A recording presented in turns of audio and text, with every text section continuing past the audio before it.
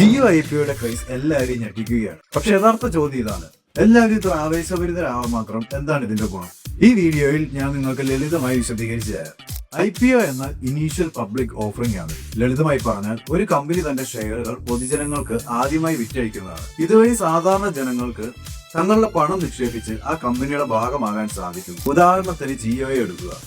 ഇന്ന് അവർക്ക് 52.4 കോടിക്ക് മുകളിൽ ഉപഭോക്താക്കളുണ്ട്. രാജ്യവ്യാപകമായ ഏറ്റവും മികച്ച 5G നെറ്റ്വർക്കുമുണ്ട്. ഇപ്പോൾ കമ്പനി AI, ക്ലൗഡ്, ഡിജിറ്റൽ ടെക്നോളജികൾ എന്നിവയിൽ ഭാരമായ നിക്ഷേപം നടത്തി വരുന്നു. അവർ സ്പേസ് ഇന്റർനെറ്റ് പോലും ലോഞ്ച് ചെയ്യാൻ തയ്യാറെടുത്തിരിക്കുകയാണ്. ഈ എല്ലാ വലിയ പ്രൊജക്ടുകൾക്കും വൻതോതിൽ നിക്ഷേപം ആവശ്യമാണ്. അതുകൊണ്ടാണ് റിലയൻസ് ജിയോ IPO സമാരംഭിക്കുന്നത്. ഷെയറുകളുടെ ഒരു ഭാഗം പൊതുജനങ്ങൾക്ക് വിറ്റ് ഫണ്ട് സമാഹരിക്കാൻ. ഇതിനർത്ഥം നിങ്ങളും ഞാനും പോലുള്ള സാധാരണ ജനങ്ങൾക്ക് ജിയോയിൽ നിക്ഷേപിക്കാനും അതിന്റെ സ്റ്റോക്ക് ഹോൾഡർമാരാകാനും സാധിക്കുന്നതാണ്. കമ്പനിയുടെ മൂല്യം കാലക്രമേണ വർദ്ധിക്കുമ്പോൾ നിങ്ങളുടെ ഷെയറുകളുടെ മൂല്യവും അതോടൊപ്പം വർദ്ധിക്കുന്നു. അതിനാൽ നിങ്ങൾക്കുള്ള ഗുണങ്ങൾ എന്തൊക്കെയാണ്? 1.